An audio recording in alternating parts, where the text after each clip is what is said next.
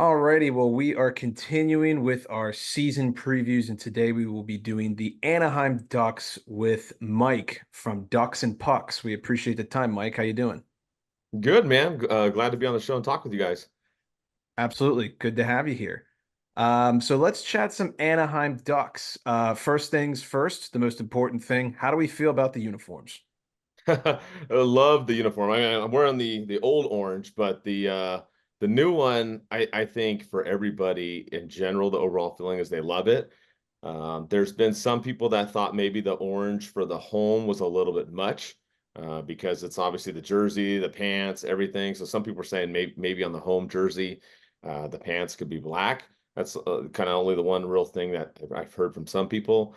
The away ones, at first, I wasn't as big of a fan, but now that I've seen them in person, I think the white and the orange looks really, really good on the road. I almost think it looks a little bit cleaner, to be honest. But I'm just super pumped up. It's great that they brought back the old logo, revamped it, made it a little bit basically more modernized. Kind of brings back everybody to the Mighty Duck days, even though that's not the team name, right? But it's just a good childhood memory, and now it's back on the ice. It's the logo on the ice, it's the logo on the jersey, and everybody's really ecstatic. I was one of those guys who said it was too much orange, and then I started seeing Yeah. the real-time photos come out. I know Gautier was wearing the photo at the rookie showcase, and I gotta admit, they look a lot sharper in person. Yeah, and they had a season ticket holder event, Orange Alliance event, where they had some guys dress up in them in person, and I felt the same way when I saw them in person. They just looked really sharp. I think the darker orange is huge. If it was like a lighter orange, then we would have, there's gonna probably still be the traffic cone jokes, right? There's gonna be some of that. But I think if they were really bright orange, it would have been bad. But they're like a darker, I call it like a burnt orange, and I just think it looks really good. Yeah, yeah, absolutely. So the Ducks, a team that has struggled a little bit here in recent Yes. years, but I will be honest, as I'm looking at their lineup and seeing some of the young guns on this team, not saying I think they'll be a good team, but I do think they will be a fun team to watch this season. What are your overall impressions on what to expect from the Ducks this year? I think they will be a better team, than last year. And like you said, this rebuild, retool, whatever you want to call it, it seems like it's been going on since I joke on my show. I said like since 1985 is a joke because it just seems like it's been going on and on and on. I don't think this year, of course, they'll be like a playoff contending team, but I could see them being a team that is maybe up closer to the wild card area, somewhere in there. I think a big key for them has been injuries. And then, of course, we got news today that two more players were injured. They put out the training camp roster, and Minta Kulov is day to day with a lower body injury, and Gaucher is also day to day with a lower body injury. And our first round pick Seneca is also injured. So there's some of that stuff that's come out today and in the past week, and it's a little frustrating because I feel that's something that's happened for a while. But I think they'll be okay. It seems like most of those guys are going to be healthy come the start of the season. So I think if they can stay healthy and also improve special teams started out pretty decent last year and then just took a nosedive. So that's another issue I think for the team that's huge. If they can, take those two and just be decent on the penalty kill. They don't have to be all stars and be killing 90% of the penalties, but if they can be like in the lower 80s even, or somewhere in that range, I think they can be decent. And I'm really curious to see on the power play how they're going to do, how they're going to line that up. Obviously, we've got Cutter Gauthier now on the team. He did real well last year. It was only one game against Vegas, but I'm really big on him. I think he's going to do great this season. I want to see him in a top six role. Hopefully, get some serious power play time as well. And I think those two are the big things that I look at as some of the keys for this team to do a little bit better than they have in the previous, couple seasons. So I think one of the big things we noticed that was an issue for this team and has been for a couple of years, but specifically last year, 30th in the league in goals per game, 30th in Yes. 5-on-5 shots for. Yes. Troy Terry and Frank Vetrano are your only two players last year that get 20 goals or more. Obviously, Vetrano goes off and gets, close to 50 tucks, which was an unreal year for him. But who are you sort of looking at to really up their goal scoring production and offense production for this season for the Ducks? Well, I mean, one of them is going to be Zegras, obviously. You have to talk about Zegras. He was hurt last year. I think we see the playmaking ability, we see the passes, we see the quickness and the speed. I like to see more goals out of him. Obviously, a healthy season, but I would like to see that. McTavish was another one that had some injury issues. Carlson was another one. I mean, it goes on and on. I don't want to make excuses, but I think those three, if you can get Zegras, McTavish, and Carlson going. But Toronto, I don't know if he's going to get that high in terms of goals. If he's going to drop another 30, I don't know. But if him and Terry can do 20 plus, Gauthier does another 20 plus, and then you have those six guys chipping in regularly every single night, then I think that's what's going to help this team. I think last year they were kind of out of a rhythm on some of that stuff, and it just was a rough season. They started out good, and this kind of injuries kind of slowed them down. We got behind in some games, but I think if they can get those guys all going, even Killorn was out in the beginning of the season last year. Then he got going and he got hot. So you add him, as you mentioned, Terry obviously too as well. You get those top nine going, and we kind of have a view of what the top nine may look like today. They put out the practice teams, so you also throw Fabry in the mix that they got, who can score 20 goals.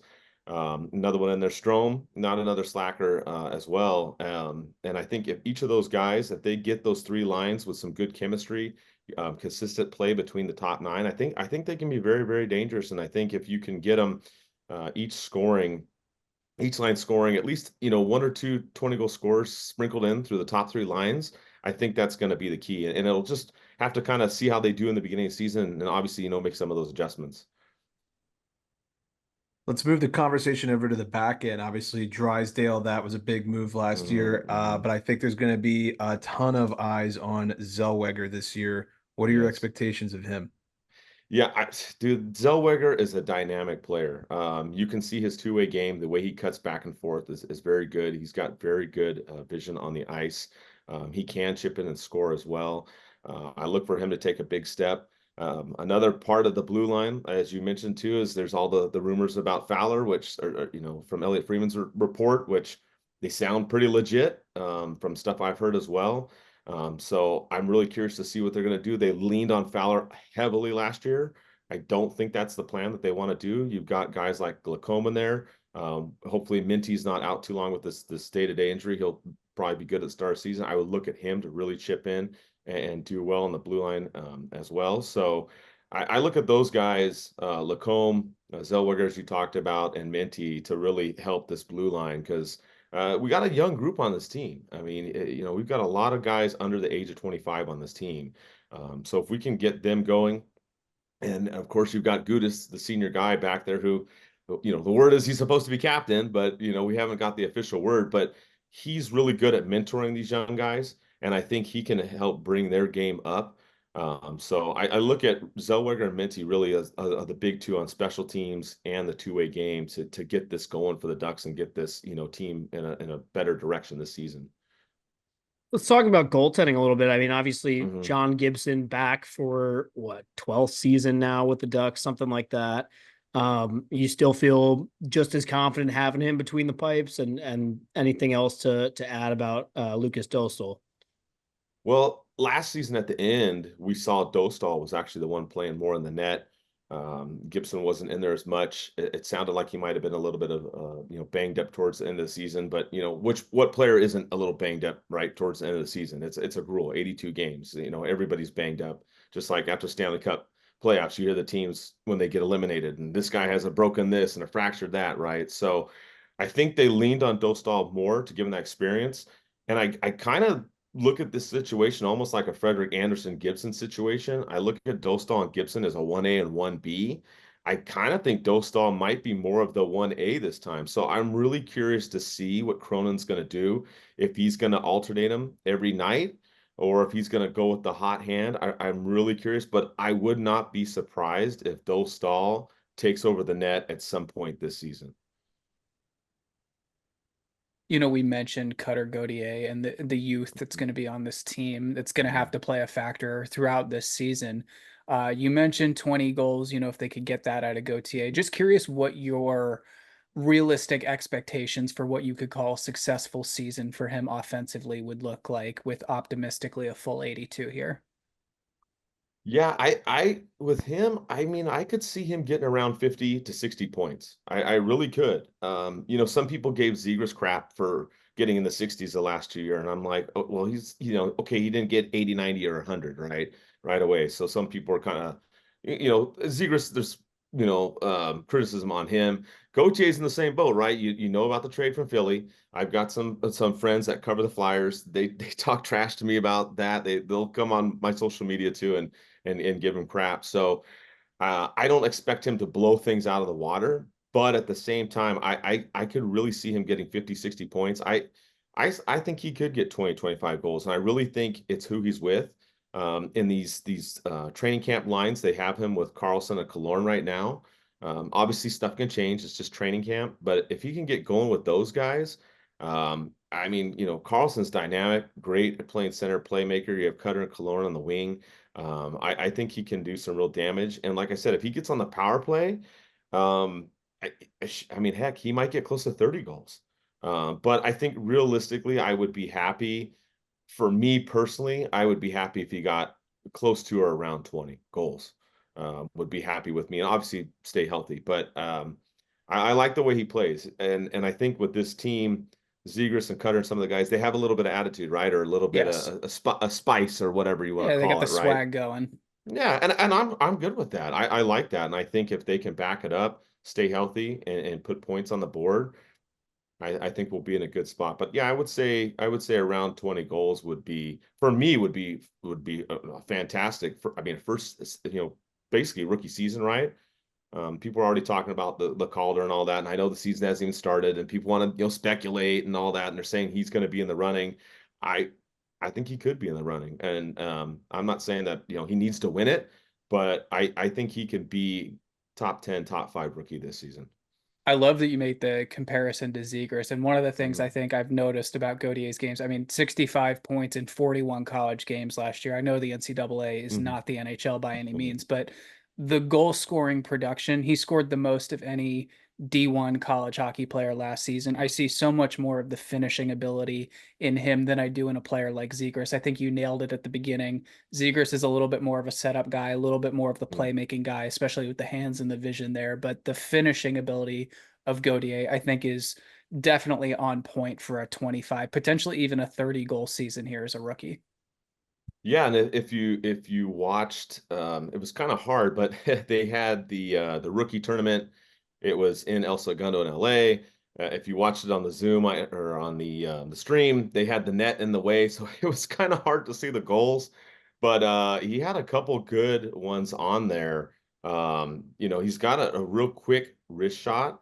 And we saw that in the game when the Ducks rookies played the San Jose rookies. He had a really good snipe in that one. So I expect more of the same from him this season. It's so interesting to me when you look at this team down the middle. They're probably one of I'm trying to think off the top of my head, but they might be the only team where all three centers down the middle are all like under 24 years old, all drafted in the first round, Mm. all homegrown talent, which I That is love. wild. But it's like if those three could all hit their stride at the same time, this team could be, dare I say, battling for a playoff spot if they get hot. Yeah, and I think you're right. That is the key is in the center position. If you got guys like McTavish going off, you got Carlson going off, and they're battling like that. I do think that there's a potential that they can get in there.